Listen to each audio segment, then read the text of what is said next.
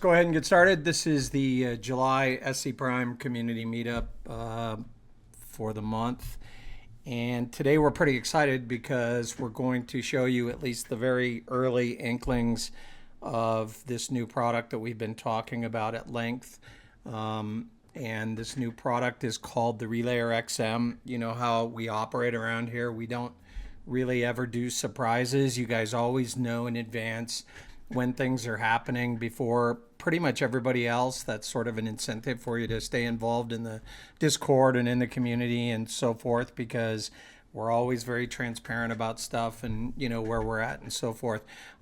By the way, in that regard, we're kind of going through some stuff right now, which, is pretty much expected. I think if you've been here for any period of time, where, this new miner shipped and, a lot of people are coming and joining the community and then making all kinds of wild pronouncements and, guesses and all sorts of stuff. And we're fine with people speculating on things. We're fine on people even taking a disagreeable view on the project.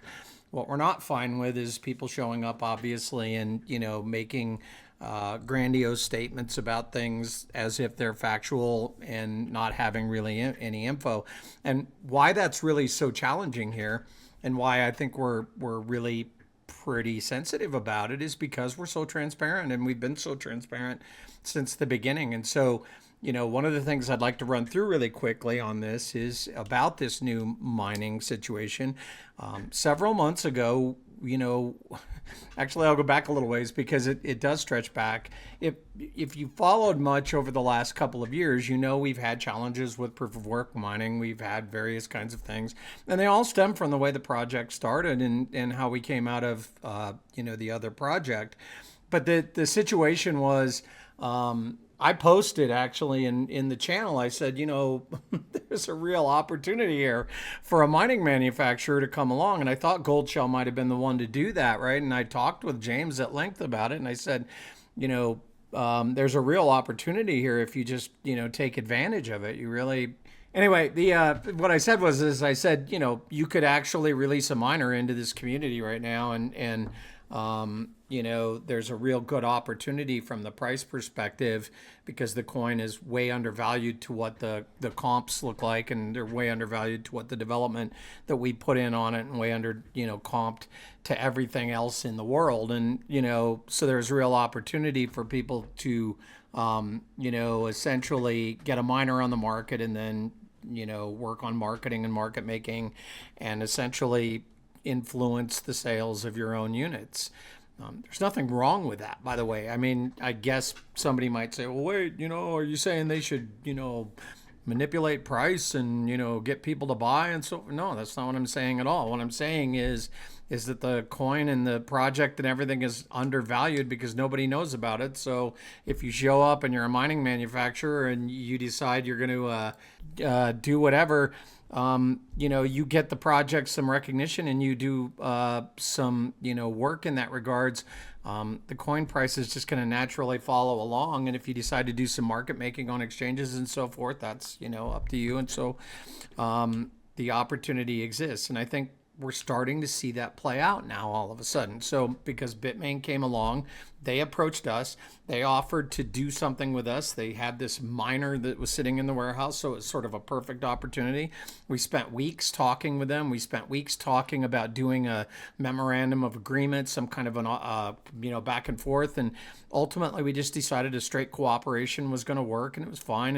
And they invited us to their main big show. They didn't quite yet have things set up ready to launch the miner yet at that place, but they were getting closer and so forth. So when we came back from the show, we were ready to launch the miner, and then suddenly the coin price started going up. Well, and a lot of people are surprised, and then people are asking the questions, any reason for the recent pump? And I'm like, if you want to tell me you're a crypto newbie without telling me you're a crypto newbie, ask what the reason is for the pump. It's who knows. But in this case, we do all kind of know, don't we? Right? I mean, the manufacturer, put this thing out on the street.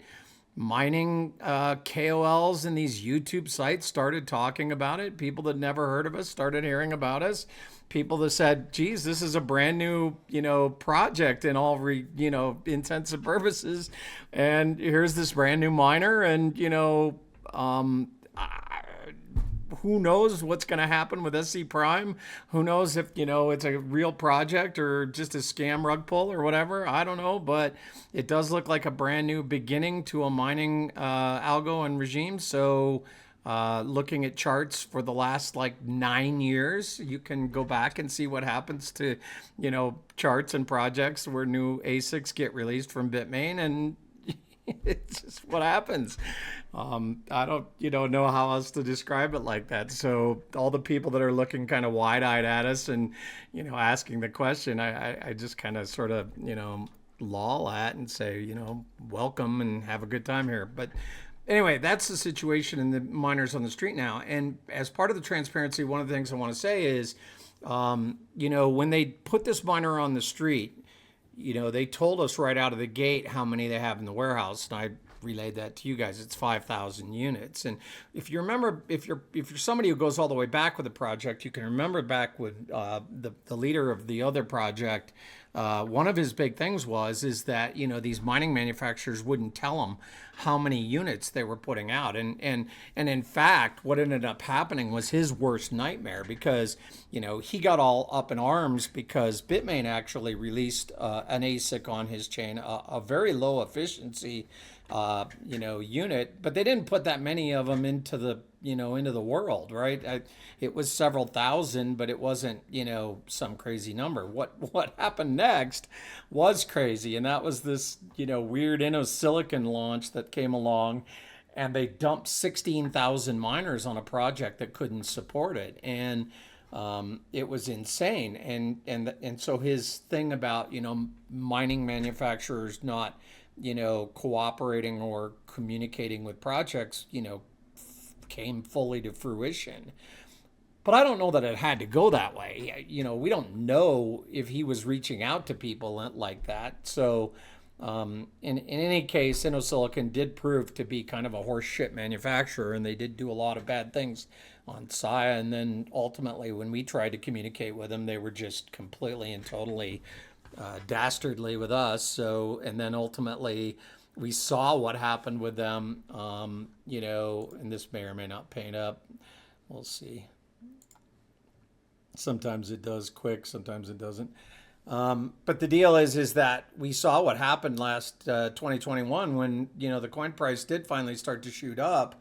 The hash rate went immediately from 1 petahash up to 20. And so, we're like, so apparently there's a warehouse somewhere. Yeah, that's not going to paint up. There's a warehouse somewhere where essentially these guys could just, fire up, hundreds or, whatever thousands of miners in just no time at all. And of course, that told us really clearly at that point, well, we have zero security here. The cost to 51 us for these entities who we don't know, and we don't know who they are, is essentially zero. They can attack us at any point, any time. So we knew we had a problem. If y'all remember, the result of that, or the final determination is that we needed to go to Solana, or at least to another consensus model and layer one, in order to buy the security that we were going to need to go forward with the storage network and the storage project. And of course, like I say, that's when Bitmain showed up. And by telling me right out of the gate how many units were sitting in the warehouse, and of course I have to trust them on this, right? They could be sitting on 38,000 units, but I don't think so. I think they're being honest with us about how many are in the warehouse. And, they told us a few other things that were pretty transparent about, the operation and what they, could do and so forth. And, to me, this is a natural. This is a really good way of doing things. And you can have your, and I've expressed myself on how I feel about proof of work. I do believe it's the most secure consensus at this point, but the circumstances have to be right for it to be secure. Like right now, we've never been as secure as we are right now. You literally cannot buy new miners, and you would have to like figure out who owns them all right now to get a bunch of them in order to get majority hash rate. This is almost an ideal solution. And if they can continue this model going forward, so like batch 2 comes out, when price, stabilizes at some number, all of a sudden they sell another 500 or 800 or however many units into the wild. Then we go for a few weeks with people really angry about, oh, I'm never going to ROI because I'm not going to ROI tomorrow. And then the price catches up and people interest and all that sort of stuff. And next thing you know, we're right back into that same place where we have ideal security. There isn't enough miners to be purchased to be able to take over the chain. And essentially they're fairly distributed because they're not selling hundreds of units to any single entity except for their resellers. And I guess they probably have some agreements with their resellers on how many they can sell to individuals and so forth. Maybe, maybe not. But at this point, it does not look like the ability exists to take any kind of significant hash rate, beyond say 10, 20 units. So we've never been as secure as we are right now. And so I'm very pleased and proud by that. And I think that ultimately it's going to end up working out extremely well for us in the long term. So that whole situation happened and we're kind of there now. And it does really speak to that transparency. What I don't think has happened, and we went to Las Vegas for that show, and I had pinged one of our investors who lives in, or part-time lives in Las Vegas, did he want to get together for drinks or dinner or whatever? And, he was busy and couldn't do it. And, I told him about the new miner and he just had no understanding and didn't really seem to have any interest. And, a lot of people are worn out, right? They went through the bull, they went through the bear, and now here we are and all this really exciting stuff's happening. And it's like, and whatever, meh, I don't care. I sold all my coins anyway. I don't care. I don't know, but here's what I do know. Bitmain is the world's largest Bitcoin manufacturer on the planet, right? And they reached out to us to put a miner into our marketplace to secure our blockchain. So if you don't understand what kind of a meteor hitting the planet that is, you need to recalibrate because it's gigantic. It's gigantic. And the next 2 years, just on this alone, are going to be very nice for us. Whereas if we had gone, without this for the next, whatever it would be, the next, I don't know, 2, 6, whatever, however long it takes before Bitcoin starts to turn upwards to do that thing that it does, what would happen is we would still make it. But we'd probably make it a lot like 2021, where we don't really participate until the very end of the bull run.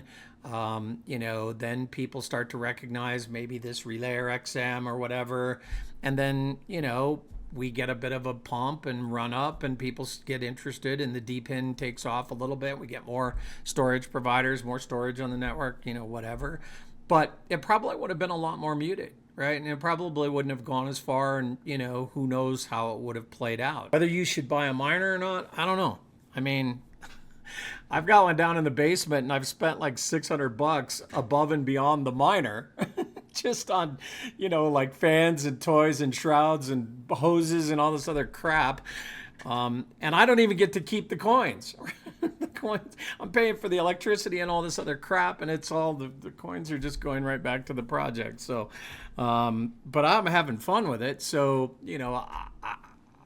I would suggest you do it because it's good to be, part of the entire project. Now, there's a couple of people that are really frowning at me right now because they tried to get in on the community buy. And it didn't happen, and we couldn't get a legitimate answer why. And ultimately, I don't know what's going to happen there. I assume they're going to get those miners at the discount rate. But for whatever reason, they shut the batch down when they did it. And I think it was because they wanted to keep the number limited to a place where the price wouldn't get so outrun, so that people wouldn't be able to keep showing this page and having YouTubers say the price is the ROI has gone to zero. If you look at this page right now, and I'm gonna do this for the video. The deal on this is that the unit is not going to ROI in a year right now, because you're going to pay $1,500 for it and you're going to get back about $1,100. So I'm guessing it's going to be a couple of weeks before they even start to consider dropping another batch. I might be wrong about that. Who knows? The price could jump up tomorrow to $4 and we get what we get. But you can see how that works, by the way. So the price right now for everybody who bought in the community is about $1,500 a unit. The yearly profit on these after you take out the electricity is right around $1,100-$1,200. So if you bought this right now, you'd be looking at a 13 to 14 month ROI before you made your money back, right? And then the miner's all yours, and anything you make, above and beyond that is profit. Well, that's not typically what you want to see, but it is a situation. Now, if you're converting to US dollars immediately, then you're not going to be happy here. So that's not what this is about. This is about helping secure the project, but at the same time then stashing away SCPs that you expect to trade off later on down the road at some opportune time. So I don't know how to really tell it to you, but if you have the ability to do it, you probably ought to look into it and give it a shot. For me, I think the thing that really turned it was, we had a miner obviously for testing and so forth, but ultimately I felt like I was just going to turn it off. But because in the past, when I'd run an ASIC in my domicile, I had one of these Coleman cooler contraptions, holes and drilled in it and hoses and stuff. And I needed to get to that. But then what's happened in the interim for these big industrial miners is all of these medicinal grow people have come up with this fan architecture that works apparently really good for these big ASICs. And then you just get a shroud in one of these really nice fans, and the noise is just cut like seriously. Run the hose out the window and bang, all of a sudden you've got a really good environment. Okay, so we'll move on past the mining thing now and talk about the new product announcement that we're really behind. And this is not a surprise, again, transparency. We have talked at length about this. Let me just give a little background, and then I'll get into actually showing you some screens, and then we'll have James, our developers, here with us, share some screens and show us some stuff, and we'll get through this. So if you go back to 2020, we had this idea to do this node, right? And in 2020, there wasn't anything called DPIN, right? We were just utility projects back then. Crypto didn't have this sort of understanding. And if you go back to 2020, Helium at the time was, I don't know, some few thousand nodes. It was not big. They were just getting off the ground. And so we had this idea, and, let's build this Examiner. And, we didn't really have a lot of development spare cycles, and we didn't really have a lot of understanding about how this would all fit together and so forth. So, we got it started, and we did it with, first, we actually talked to somebody in the community to do something for us. That didn't actually work out. And then that's when we contracted with the Ukrainians. And at least what they were able to do was they were able to get a working sort of proof of concept put together for us. And that stretched into 2021. And, we did finally get something out the door in about June-ish of 21. I guess we started shipping in June of 21. And we sent out this really beautiful, 4-bay little NAS device that was the Examiner. And so that was really, I think, a watershed moment. We didn't know what it was going to do. I had some ideas, I had some thoughts, but, I had no idea what was coming. And then, of course, mostly stakeholders bought them throughout the summer. And, what was going on at that point in time was Bitcoin was doing some really weird stuff, right? It had done sort of the big parabolic move, but it had been stopped mid-flight. And then things crashed in the middle of the year. And then it did it again. And it was like nobody could figure out what was going on. We were trying to launch in that environment. And, so for the summer, it was okay. It was doing whatever. But then, as the Bitcoin cycle began to wane, alt season really took off for a lot of different projects, and we did get a couple of, YouTube type things that pushed that Examiner off the chart. I wish, in hindsight, that I had just sold as many as I possibly could. I would have spent the next year and a half maybe embroiled in lawsuits and all sorts of other nonsense about why, it took so long to ship. But it would have stood us a lot better through the bear market that, I didn't actually see coming as fast or the way it did. But that's not what happened. What happened was the other thing. And so we didn't sell that many of them. We got a few of them out there, though, that really helped to show the network. Helium took their model of running up to like 500,000 nodes about that same period of time, and they were able to parlay that into a $200 million capital raise. So, hindsight is what it is.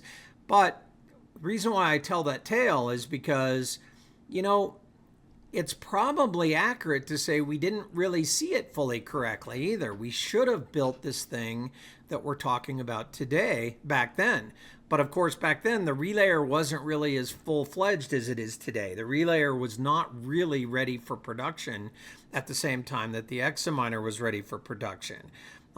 Tying them together, I think, now that I see it all as one, it just, to me, it's like, duh. I mean, this is the thing, right? This is what is supposed to be the standard flagship network node for everybody. And, that way getting storage onto the network will be trivially easy. There will be plenty of these things out there. And then if we decide and ultimately choose to do a decentralized layer around the internet, what we called at one point stateless relayers, there will already be thousands of these things out there online that we can weave together and actually incentivize through coins, to provide that decentralized relayer layer. So I wish we could have done this back then. If we had done a RelayerXM in 2021, I kind of feel like things would be different. But the supply chaining would have still been the problem. There still would have been all of the things that were in place that ultimately happened. And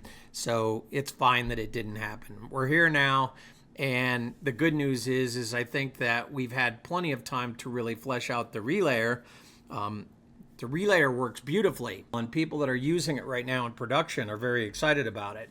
We have a couple of people right now that are in trials for significant amounts of data who have, we've done specific programming to solve certain concerns and so forth, to do things about retention, all kinds of different stuff like that.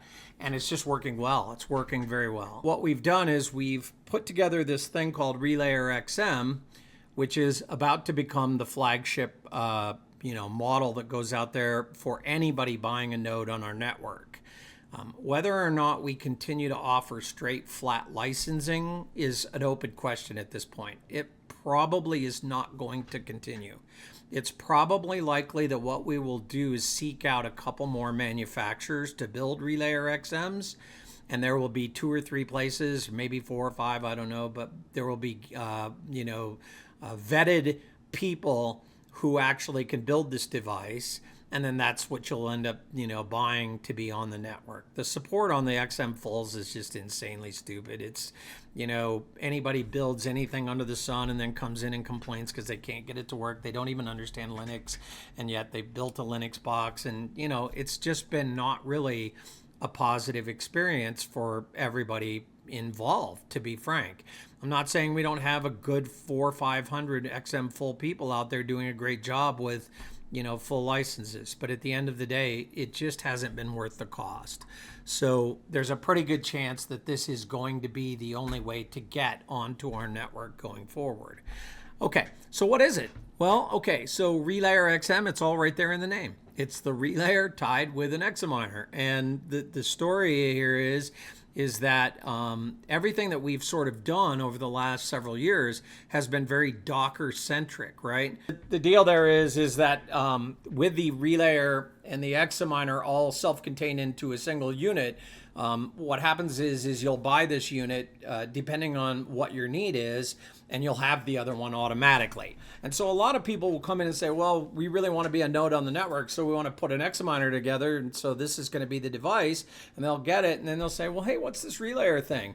And they'll get in there, and they'll see how easy it is to actually grab and do stuff and to upload stuff to the network, and next thing you know, they're adding storage to the network.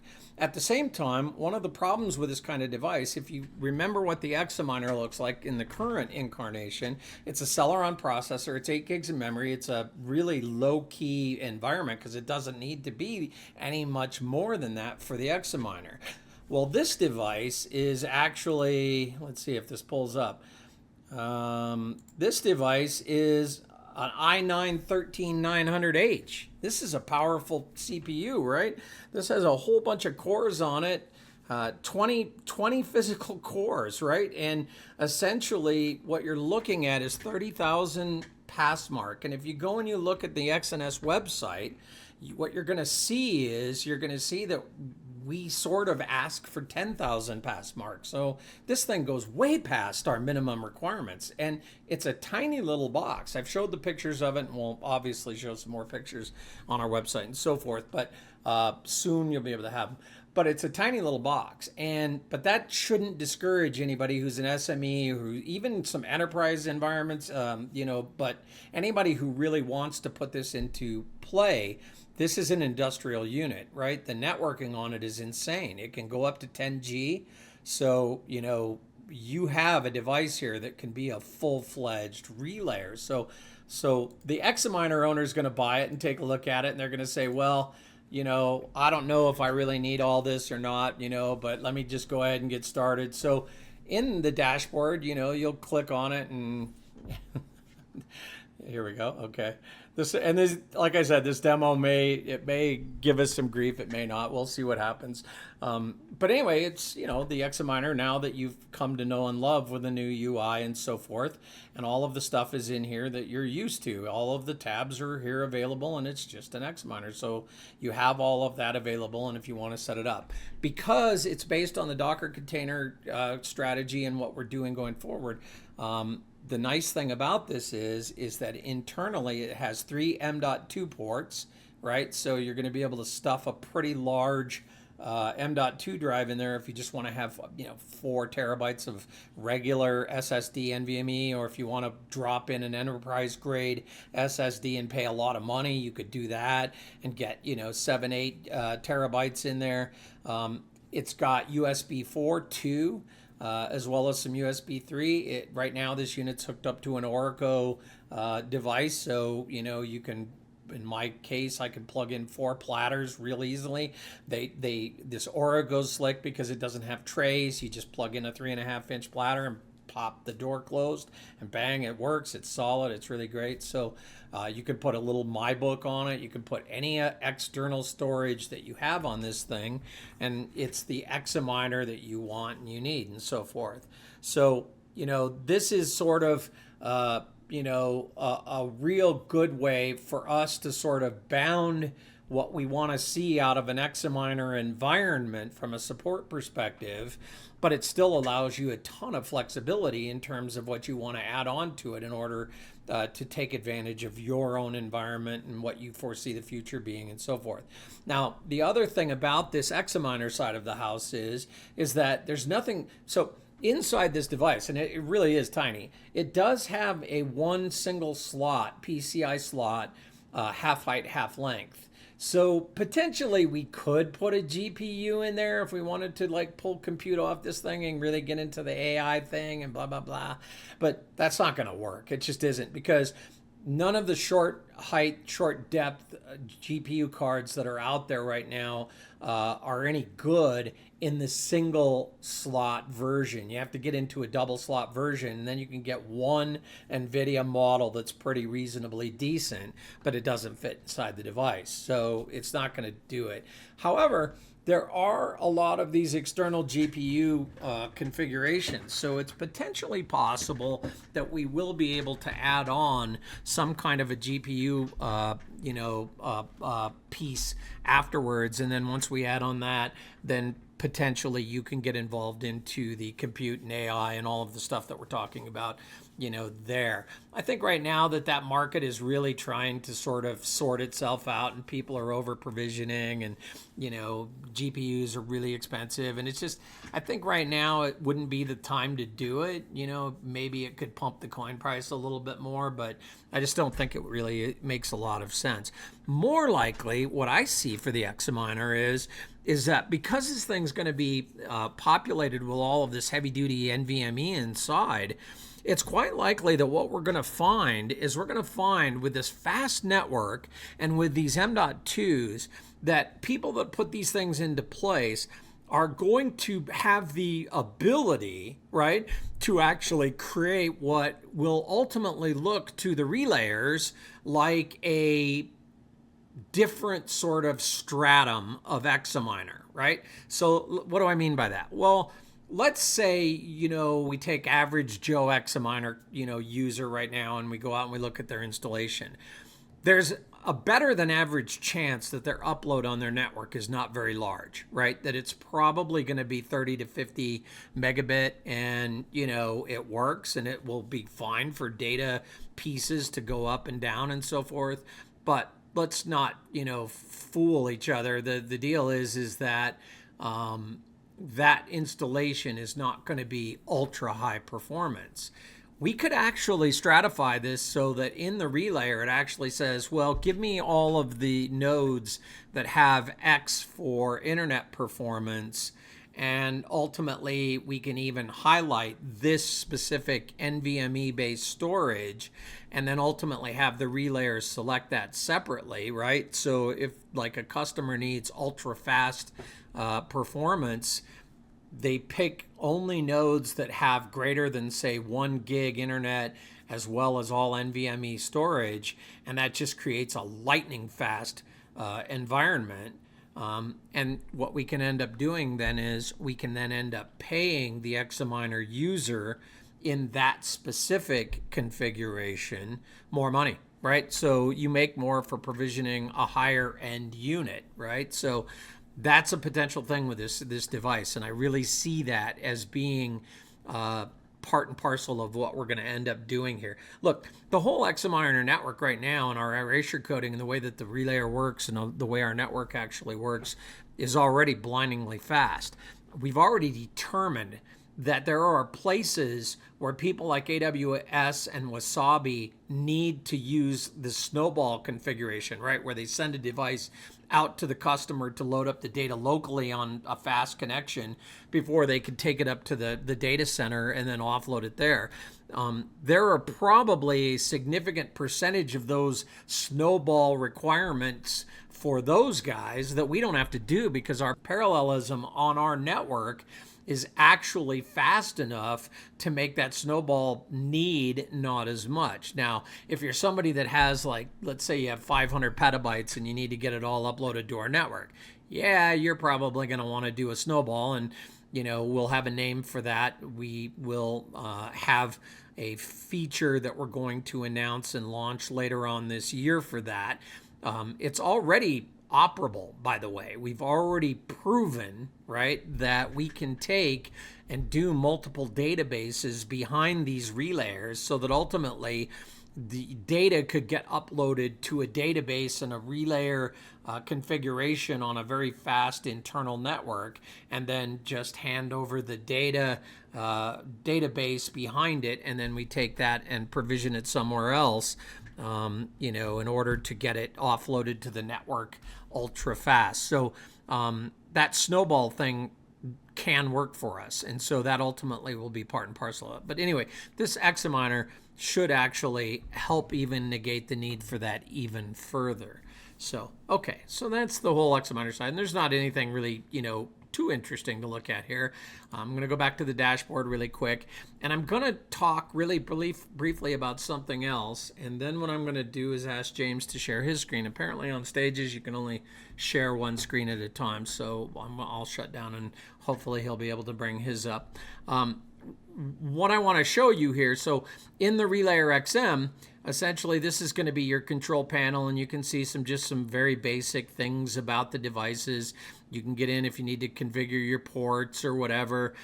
You can start and stop the device and so forth. You can, and ultimately this will be where you go in to set up your disks. This is not fully functional yet at this point, but where you go in and set up the disks like you do in the XM full license.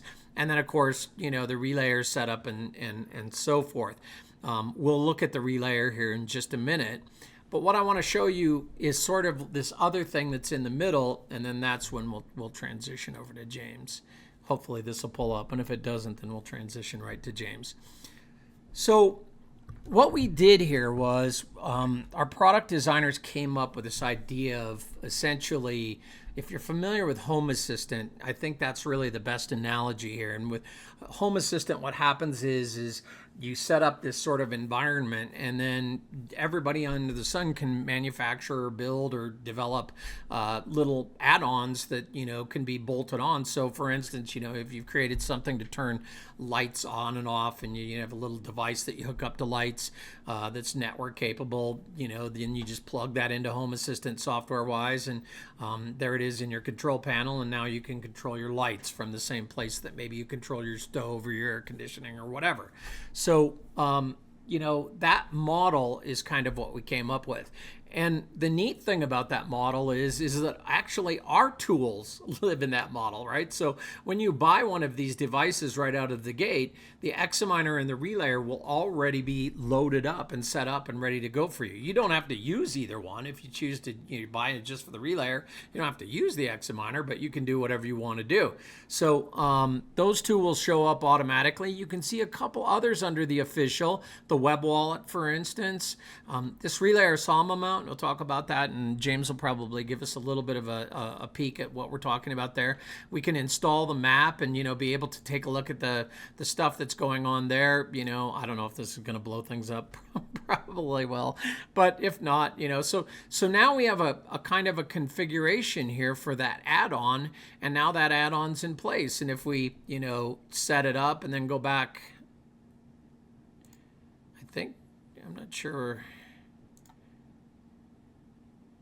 I'm not sure how that paints up, but I'll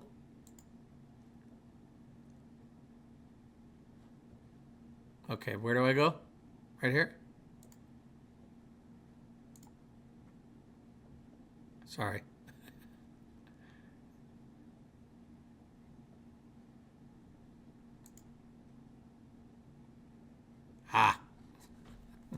Sorry about that. Yeah, and then of course it brings up our live map, and this is not some fake thing. This is a live map, and we're looking at a real Examiner provider in Grovetown, United States, right? And this map is, by the way, about to get a giant overhaul where we're going to be doing some really cool things. It doesn't currently operate as the provider selection tool, but it will. And so that map will ultimately get automatically loaded up for everybody too when we move to that place. But that's the whole deal. So you go in here and you find these little add-ons, you click on them, you install them, and then they're in your system and they're operable. And these community add-ons, there's a repo that's already in existence that we will be able to review and help and guide. There's a template, so people will be able to go out there and find various kinds of tools and tech that's out there and be able to add it into the list of potential things that people can, and everybody will be able to see them, right, and take advantage of it. So I suspect that we'll have configurations for all of the big S3 applications that are out there. We'll have very specific things that are out there. So you can see how this is all sort of working in these add-ons being sort of the way that we will approach all of that. So if you've seen the Relayer, this looks pretty familiar to you, right? Everything here is the same as what you're used to with running Relayers. And so forth. So there's not a lot that's really very different about the Relayer. And the Relayer is really good. I think it's intimidating for some people and so forth, but at this point, it really ought not to be. I think getting the add-ons put together where people are going to be able to easily bring together different applications and just quickly, bolt them together into the unit, I think that will help an awful lot. But the Relayer is pretty much the way it currently looks. The thing that we want to kind of click on here is the file manager. So the one thing that you can do right now with the file manager is you can create your buckets, you then do policies and so forth with IAM and all of that sort of stuff. That's a pretty detailed process, right? And if you go to the XNS website, there's a lot of tutorials. You can even take a certification to become a pro at this. This looks an awful lot like the way it works with AWS and so forth. But The thing that we want to do here in the file manager is we want to make it a lot easier for the person who's running a RelayerXM. And so when this ships, you'll be able to go into this menu here, the file manager menu. And right now you can upload up to 500 megabytes in this menu. And so it's not hard to do and it's pretty easy. You just grab a file and upload it and so forth. But the problem with that is it's not very like NAS-like, right? It doesn't give you much management, and it does have that 500 meg limitation, which is obviously not, useful for people that are going to be uploading a lot of stuff. So that will change. You'll have no limitations in terms of file size, and you'll be able to upload directly out of here and store your own stuff directly on there. But this is where it kind of gets cool, because I mentioned that we have this thing called this Samba add-on, right? And so with Samba, what this is essentially people that like currently are using like rclone or a few of these other kinds of tools out there. There's ways to kind of set them up.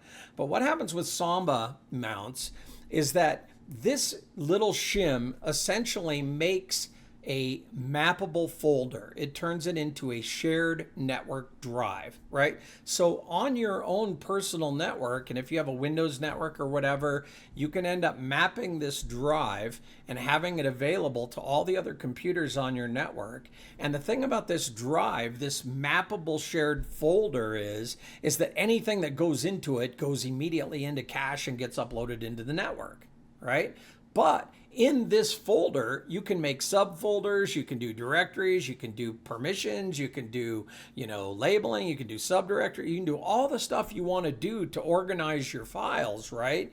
And then they just automatically get uploaded to the network. But even though the cache gets evicted, the files in these folders do not get evicted. And so these can be up, 20 terabytes of information and data, but everything else has already gone up to the network, and that 20 terabytes stays here in your drive. So this is a real game changer for people that want to use this thing, that don't really want to become S3 AWS cloud provisioner experts, right? I think a lot of people are a little afraid of this tool. But the other thing about this is setting up this Samba, shared folder. Like we did a demo or case study for video surveillance with Havila, and Donald essentially was showing us, we set up our clone in a shared drive and so forth.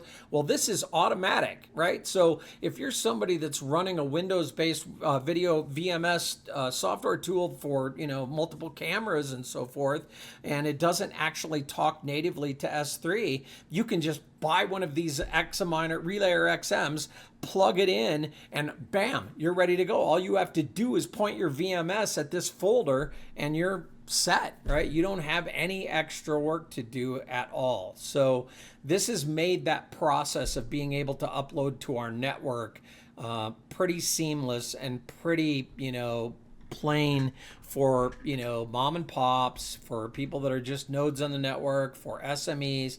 And then you get the question that showed up in chat, right? And this is the idea of, but what about one use and dual powers and all of them, So the whole notion here has always been that this platform that we're developing here, this RelayerXM platform, is not hardware dependent, right? I mean, it is hardware dependent in that we're probably not going to release this in a software only version. But it's not hardware independent that it has to live on this one specific device. This device is really freaking cool, and it's really inexpensive. So, of course, this is likely to become the 80% solution. I'm guessing when we have 300,000 nodes on the network, 268,000 of them will be this thing, right? But at the same time, it's easy enough for us then to move up scale and take Supermicro and start provisioning 1U, 2U, 4U, whatever our customers demand and desire. We'll be able to put that together. Remember the roadmap talked about Relayer NAS? This is actually going to take the place of Relayer NAS. This will be the thing. And we'll put more features in there for NAS type capability in the add-ons, right? So that, people that are buying these big 4Us to act as company specific tools for ingress and access to the cloud and keeping localized data local, that stuff will all be available here.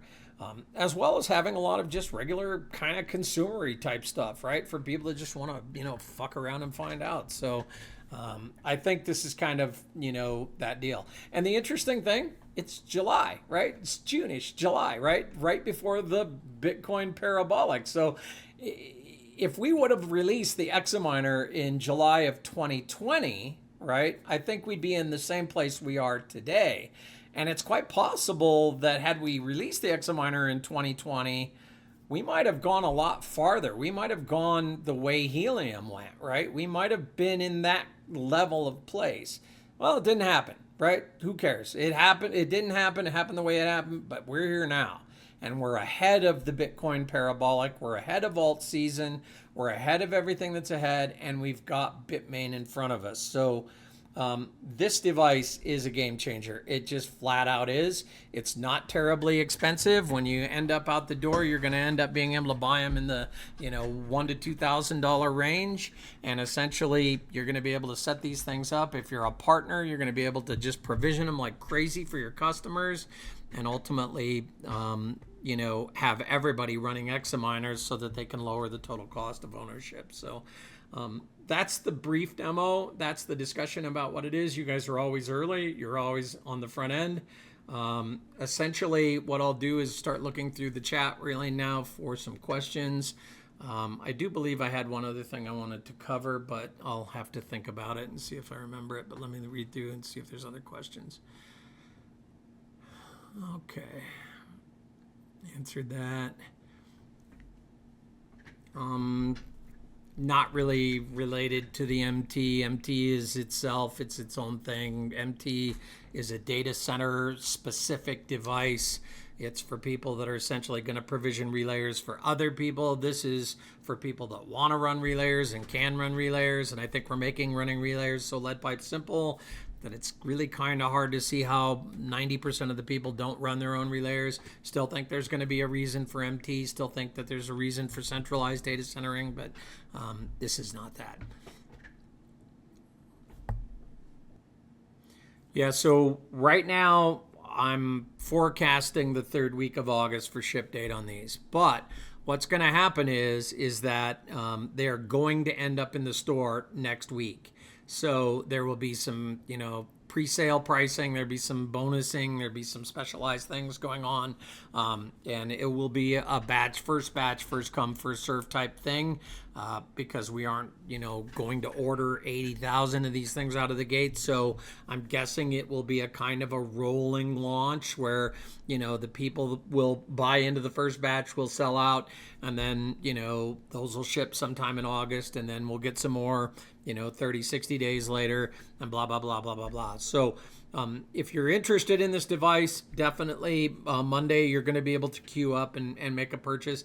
Now, the other thing I wanted to talk about briefly is how this whole thing works from the standpoint of this point store, because one of the things that we're seeing right now in the world of crypto, and, I'm really proud of this, by the way, and I know that people sometimes think that, maybe I'm a little too, adversarial or controversial over it, or, jamming people up when they push back against it. But, we just really haven't been a standardized crypto project, and we just have no desired determination to start now, right? We're not going to become one. This notion of going out there and paying Coles to, pump you up and blah, blah, blah, get your coin price really high so that, you can semi-retire in your 20s is just not really what this is all about. So, right now, if you go out and you look in the world of crypto, they're all saying now points are dead. Points don't exist. They don't matter anymore. It was a VC contraption that really, ultimately didn't have a thing. Well, we disagree with that. And I think that points actually do work. I think there's still various crypto projects that do provide real utility for who points are going to be very powerful. But it's because points are more than just, one-to-one traders into some cryptocurrency token, right? In this case, there is definitely going to be an ability to swap out points at an airdrop for D2X, but there's also this thing where points can be used to buy Examiners, RelayerXMs, to buy, storage on our network, to put into anything that the project releases, essentially, right? I don't know if the point store will be live next week specifically, because we're still kind of working through how that's going to all work. But the ability does exist there to buy these things with points. And I think that some of the people right now that are adding liquidity over on Solana are going to just wind up in this place where they're going to say, holy cow, everybody should have been doing this. And, really it's been very lackluster and very weak. And, not a lot of people are doing it. They're saying, well, what do I do? I'm going to lose all my Solana or I'll lose all my USDC or whatever, because they don't want to take the time to listen how to set it up or what. I don't, whatever. But they're going to end up making a ton of points in this early going, and they're going to be able to turn around and trade those points for these things. So, that's the deal. So, points. The other way to get points, by the way, and it will be a multi-pronged thing. Right now, it's mostly LP, liquidity providing on Solana.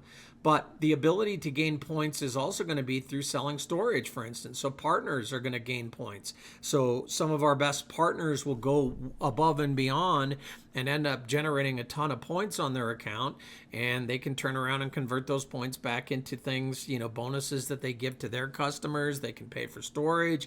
They can do all kinds of things that will help cut their total cost of, operating business. So ending up making more money and more profit for them.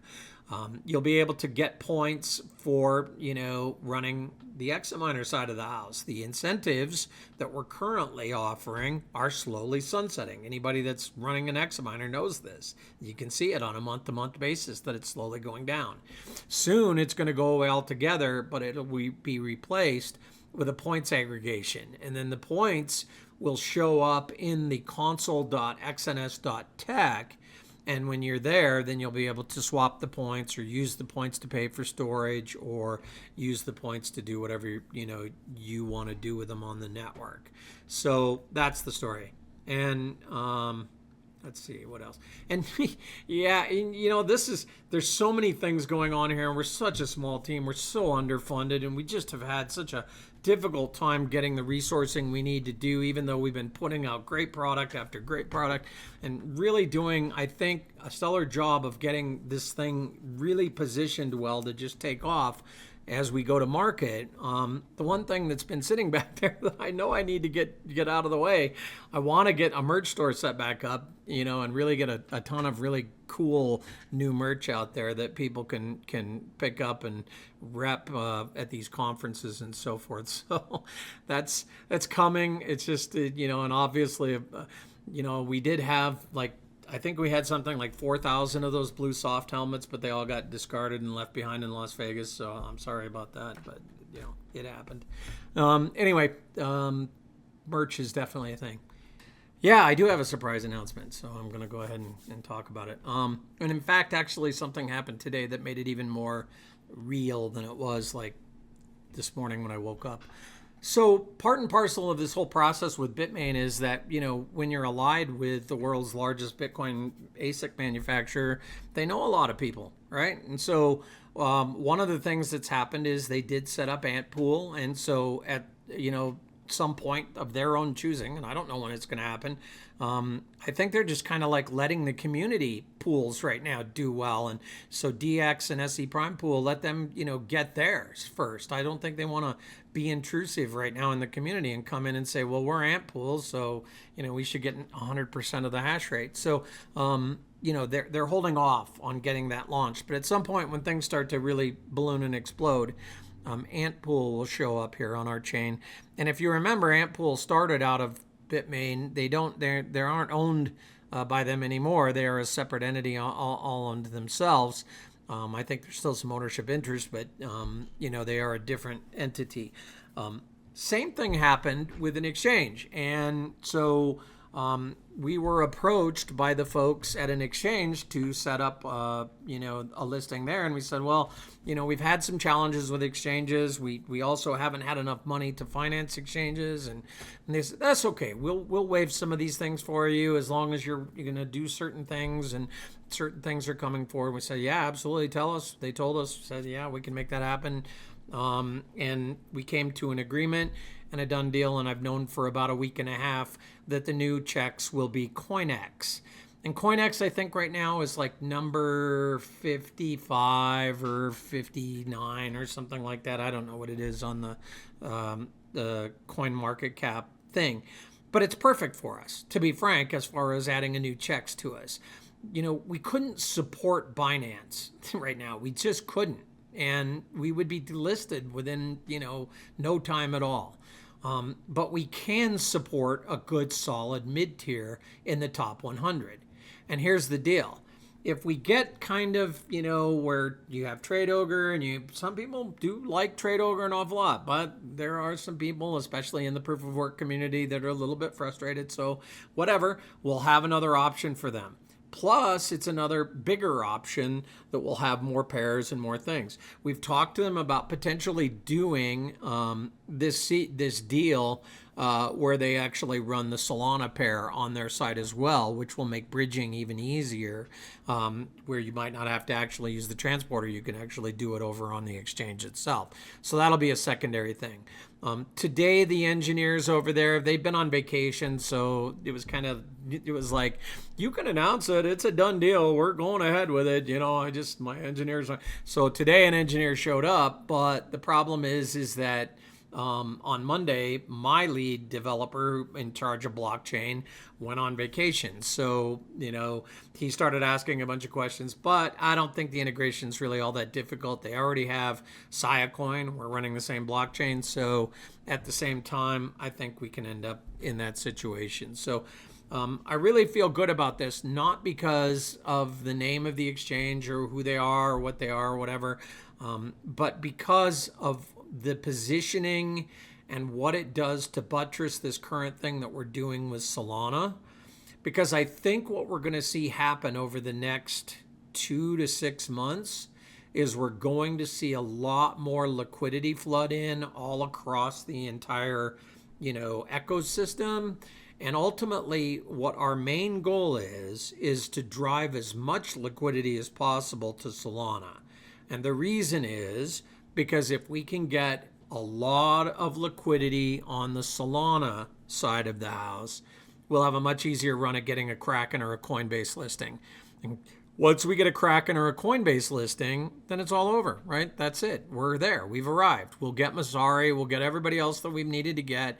And, ultimately we will take our place. All I can do is just keep doing development, right? All I can do is run a software shop and build the best network that I can build and do everything I can to attract additional, investment and additional users and additional,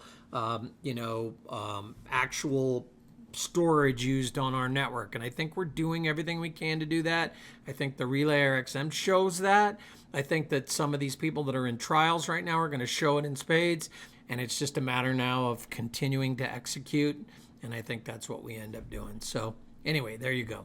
Let me just look at the questions one last time, and then we'll go ahead and we'll... when is it going to be available on Coinex? My guess is the engineer's doing it right now. I'm guessing sometime next week he's going to come back and say, let's try it, and we'll be good to go. So it is what it is.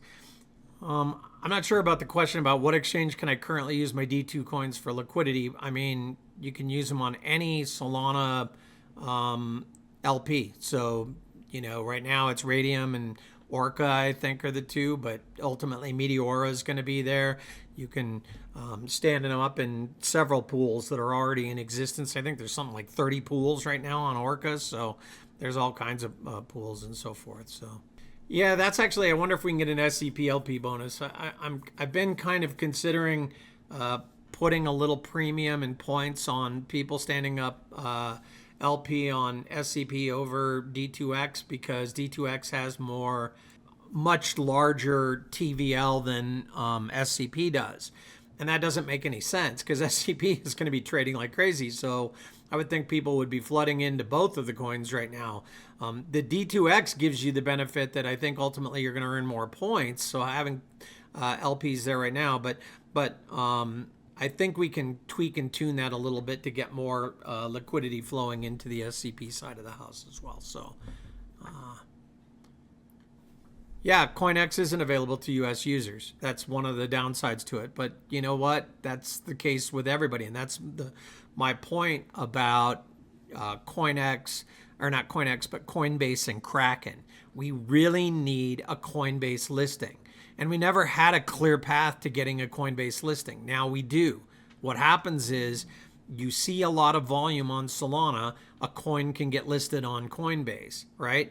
And that's really the thing. We really need a listing on Coinbase, right? And the way to get to Coinbase is a lot of liquidity, a lot of the Solana volumes, and ultimately we'll get what we need there. What we really want to try and do is grow it fast so that we get that liquidity before Bitcoin does its parabolic, right? If we can get onto Coinbase by, let's say, March of next year, we're going to be in great shape. If we don't get to Coinbase until like later on next year, then it's going to be too little too late. So this is great timing, right? Getting on this mid-tier right now is really good timing. You know, it's July. We've still got 5 months left in this year. We'll be able to do a really good job in advance of the parabolic run-up. And then ultimately, you know, then I think 2025 is going to be lit. So I really appreciate everybody being here. I really hope that you see the value in what we've done here. And I really hope that we get a bunch of people that want to uptake these things quickly. And yeah, ultimately, we hope that you want to upload a bunch of storage. And yeah, that's going to seem like, oh, they're getting the community to be the storage. Well, you guys are here because you appreciate and believe in this thing. So why wouldn't you want to use the storage? We're just making it easy for you, but we're also making it easy for mom and pops. We're making it easy for SMEs. We're making it easy for enterprise when we start releasing the super micro versions of these things. And then ultimately you're able to go and, you know, upload your Game of Thrones alongside the enterprise who's uploading all of the important corporate assets. So there you go. That's the call for this month. With storage credits deprecated? Well, sort of. I've talked about this at length. There's no need for storage credits. What we did is we said, instead of storage credits, what we're going to do is, you know, start it out with pay with SCP, but really it's, you know, pay with alternate, you know, instead of US dollars, right? So right now you go and you can put a credit card or whatever, but the deal will be is that you will be in your console able to go ahead and use SCP directly to pay your storage bill. So you have a $30 storage bill at the end of the month. You plug in, you know, the button for pay with SCP. It'll go out, look at the current price. It'll say, okay, this is how much SCP you owe. Bam, you plug in the SCP and you're good to go. If you want to use points, it'll work the same way. So there's no real point to having storage credits because you just be able to pay with the tokens. So it's not a thing. It is very much in line with the whole decentralized direction, right? Because look, at some time in the future, right? And it's not too far in the future, by the way. We know we could do it right today if we really wanted to. And we may do this, by the way. And I am going to extend the call just a little bit here and talk about something else. And I'm not going to put a name out there, but I will talk about it. But the deal is this. You know, we do fully have the intention to be fully decentralized at the end. Everybody, you know, is somewhat centralized in the space that we're in and depends more than anybody else because you need to have some of that to take up some of the things that customers need. SLAs, tech support, all the kinds of things that go along with it. But the whole deal here, right, in terms of being able to turn this thing into decentralization is to just push out our contractor to the individual relayers, right? And so, you know, right now the conductor runs in the back end and, you know, big giant installation, but it's really going to be possible for us just to push out as an add-on the conductor into this device, right, for people that want fully decentralized. And ultimately, then they'll be able to actually, you know, use the device and just pay with SCP directly onto the blockchain. Now, the thing I wanted to talk there just briefly about that will make it interesting is that I'm actually talking with some other crypto projects. And that's things that we have not really done a lot of in the past, just not for any real purposeful reason, but just because we didn't see any real value to it. But we are talking with one specific project right now about, you know, rolling our whole Relayer installation into their ecosystem so that they're people would actually become quote unquote partners really in provisioning this stuff. And they are very heavy into the whole AI capture thing right now. So the potential there is definitely about, paying with their script to begin with right now. So they would go into console and essentially be able to pay with their token so that they don't have to, convert into SCP.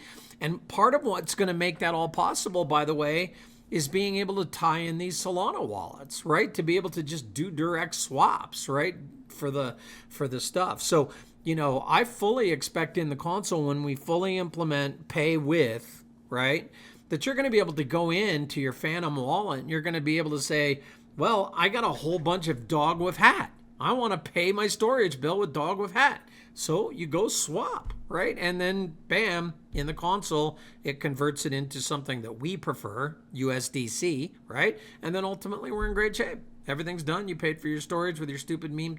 Your cool meme token, and everything's all great and good. So a lot of really cool stuff on tap for us in the rest of the year, and things are moving along really swimmingly. And I think the next couple of meetings are going to be fire, by the way, because we're going to have other announcements about used storage. We're going to have other announcements about people joining up and partnering with the project. And we're going to have more announcements, obviously, behind the whole Bitmain thing. So I don't know, man. We stuck it out 6 years. We made it to this point. There's been a lot of, negativity that has flowed our direction. There's been a lot of challenges, but, I wouldn't really trade it now at this point, looking back in hindsight. So a lot of character been built here on our team, and ultimately, I have the best team in the business, and these guys just keep delivering. So support them, support us, do everything you can. We are cap raising still, by the way, so if anybody has any money, this is our last pre-seed, so that still is out there on the table. We are taking VC meetings right now, so if you know somebody you want to refer, we're willing to do that. But anyway, that's the situation. That is the call for July, and I guess we'll see you in August. Have a great one.